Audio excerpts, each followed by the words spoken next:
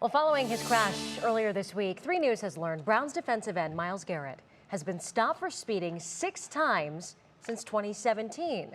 Court records and multiple tickets show that he was driving more than 100 miles per hour on multiple occasions.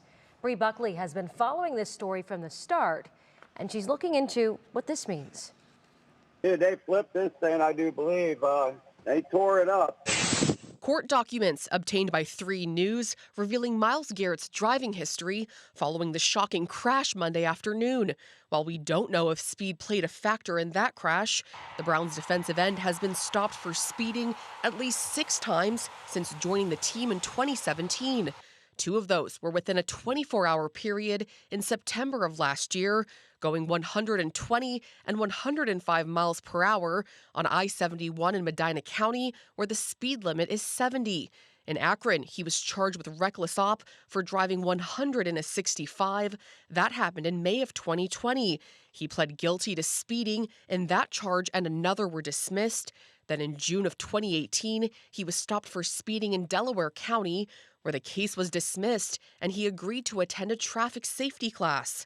Then a few months later, in September of that year, he was stopped for speeding in North Olmsted, each citation coming with a fine for a total of $1,314.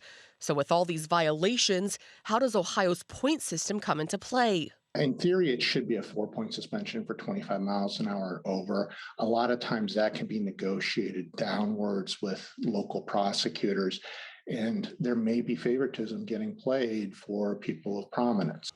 Ohio revised code says a driver's license should be suspended if someone gets 12 points in a 2-year period. But attorney Adam Van Ho says a lot of factors go into that. I don't know about in Mr. Garrett's situation because he does have the out-of-state license, whether or not those were cited under local codes, whether they were pled down, whether they were accurately entered into the computer system. Garrett carries a Texas license, as shown in the court documents, but according to the Ohio BMV, new residents are responsible for transferring an out-of-state license within 30 days of becoming a resident.